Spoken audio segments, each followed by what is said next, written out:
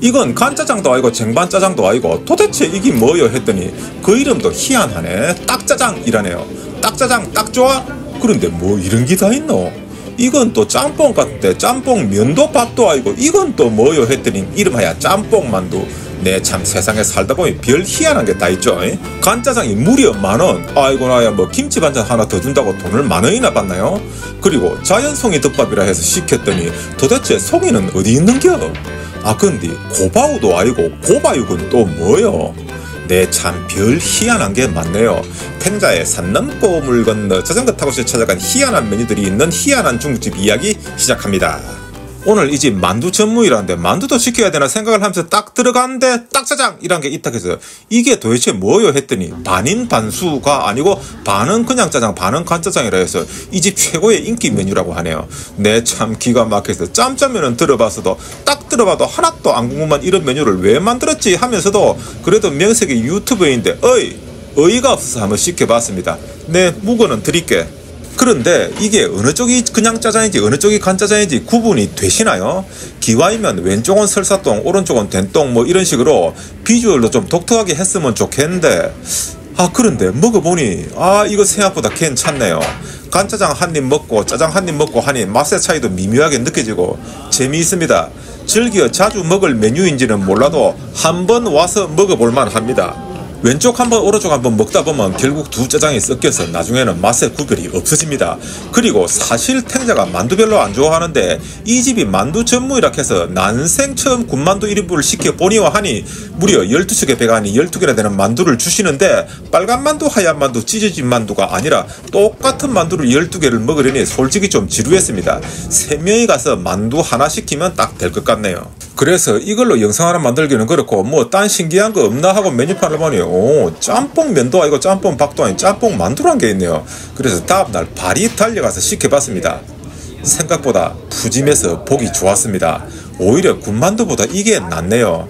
탱자가 짬뽕도 그닥 좋아하지 않고 만두도 그다지 좋아하지 않는데 짬뽕 만두 이거 딱짜장 못지않게 딱 좋아. 요거 여기 친구랑 두 분 가셔서 딱짜장 짬뽕 만두 군만두 시켜서 드시고 오시면 딱 좋을 것 같습니다. 이것으로 개화 이야기를 마치고 일요일 저녁 달해성이라는 중국집을 가봤습니다.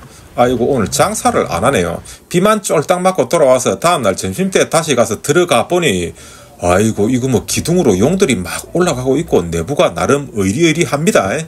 그래서 그런지 간짜장이 무려 10,000원이네요. 탱자가 유튜브 시작한 이래로 제일 비싼 간짜장을 먹어보는 것 같습니다.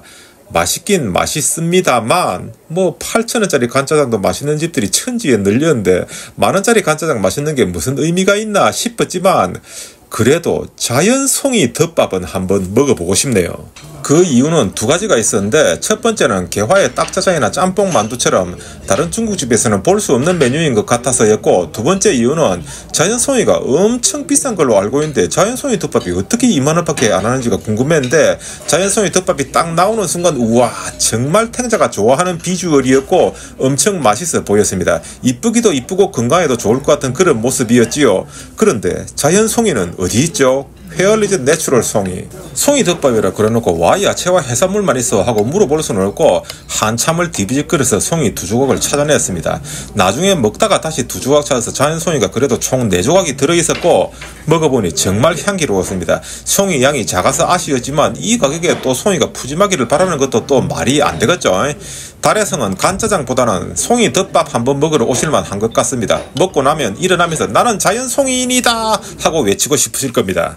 그리고 세 번째 마지막으로 대관원 이야기로 대단원의 막을 내릴까 합니다. 이 집도 들어가 보니 세상에 신스 1971년 역사와 전통을 자랑하는 곳인 것 같습니다. 이 집은 고급스러운 찻주전자가 인상적이었습니다. 이런 고급 이미지 전략 참 좋은 것 같습니다. 간짜장을 중국집 가는 곳마다 먹다 보니 밀면 먹으러 다닐 때처럼 점점 맛이 거기서 거인 것 같습니다.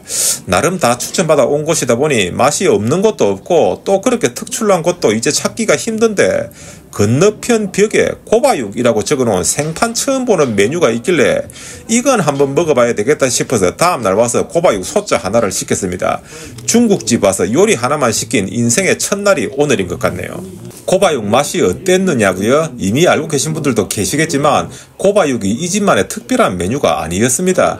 몇 년 전부터 중국집 메뉴로 인기를 끌었던 꼬바로우가 바로 고바육이라네요. 자주 먹어본 적이 없어서 이것도 비교 평가가 안 되는데요. 대관원의 고바육은 소스는 탱자가 좋아하는 새콤한 깐풍기 소스 같았고 튀김은 바삭해서 식감이 특이하고 괜찮았습니다. 그런데 안에 고기가 생고기가 아니라 좀 말린 고기를 쓴 것 같은데 이게 원래 이런 건지 잘 모르겠네요. 어쨌든 고기 자체는 탱자 취향은 아니었던 것 같습니다. 어떻습니까? 오늘 이야기도 좀 볼만 하셨는지요? 이것으로시 균형 잡힌 지역경제 발전에 이바지하는 탱자의 동네 쪽에 신기한 메뉴들이 있는 중국집 세 곳 개화, 달해성, 대관원 이야기 마치겠습니다. 그리고 바로 이어지는 탱자의 만화로 보는 죽기 전에 가야 할 곳 68번째 이야기는 파리 몽마르트 언덕 뒤 샤크레테르 성당 종탑에서 바라본 파리 시내 모습과 개선문에서 바라본 파리의 모습을 합성한 탱자의 그림 보시면서 마무리를 짓겠습니다. 이 당시 찍어온 동영상이 어디론가 다 사라져버려서 몇 년 전 탱자가 편집해놓았던 오래된 영상을 뒤에 한번 갖다 붙여봤습니다. 끝까지 감상해주시면 감시하겠습니다.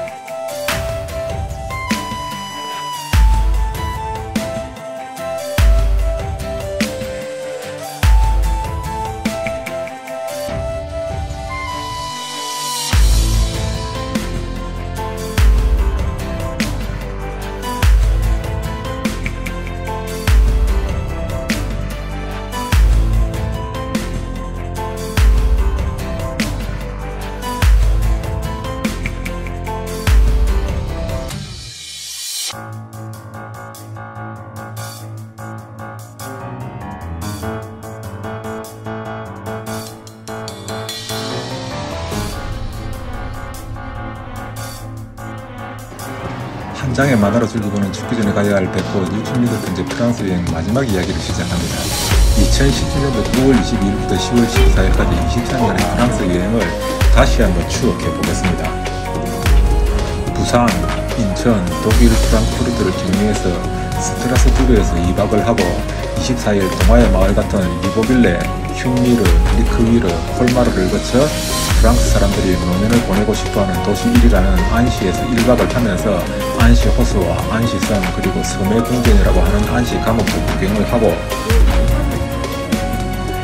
25일 샤모니로 가서 몽블랑, 해방 3800m 에기리미디 전망대와 몽땅베르 전망대를 구경하고 26일에는 어린 왕자 생텍쥐페리의 고향 리옹에서 2박을 하고 28일 교황의 여름 제문이 있던 샤또 네프 뒷바프에서 환상적인 점심을 먹고 교황청이 있는 아비뇽에서 1박을 하고 29일 신비의 수초마을 퐁템포 쿨리즈를 잠시 구경하고 고우드, 루시옹, 메네르브, 라코스테, 보뉴, 루망을 지나 엑상프로방스에서 1박을 하고 30일에 생크로와 호수, 베르동 협곡을 지나 요정들이 사는 마을 같은 무스티에 생크마리에서 1박을 하고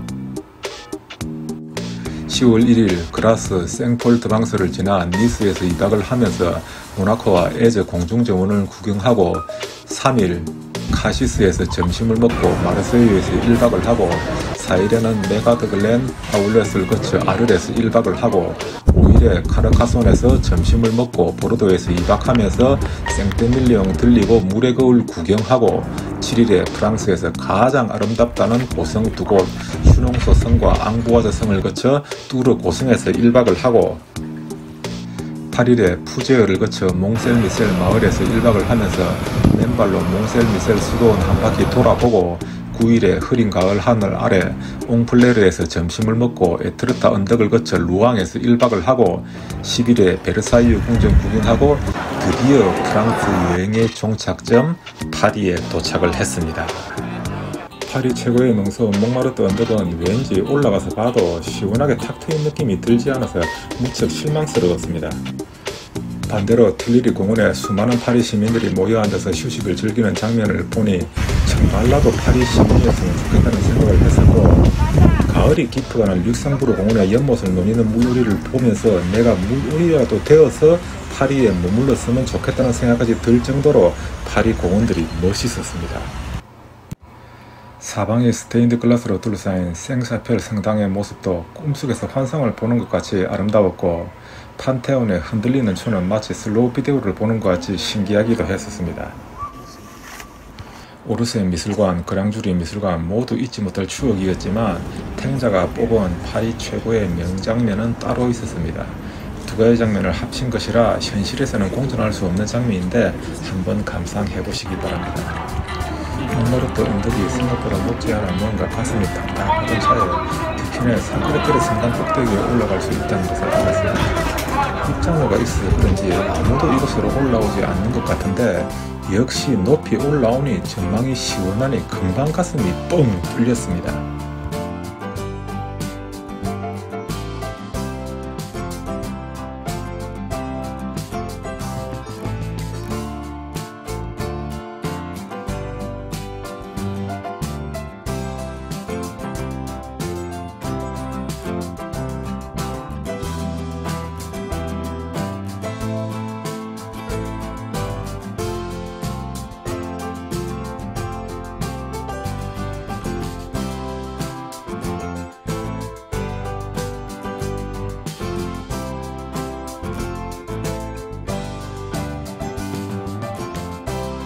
그리고 여행 마지막 날 개선문 위에 올라가 보고서야 파리의 중심이 에펠탑도 몽마르트 언덕도 아니고 개선문이란 것을 알게 됩니다. 이것으로서 탱자에 죽기 전에 가야 할 백호 프랑스 여행 이야기 마무리 짓고 이제 베니스로 넘어갑니다. 더 멋진 사진과 그림, 재미있는 이야기로 찾아뵙겠습니다. 감시합니다. 진리와 탱자였습니다.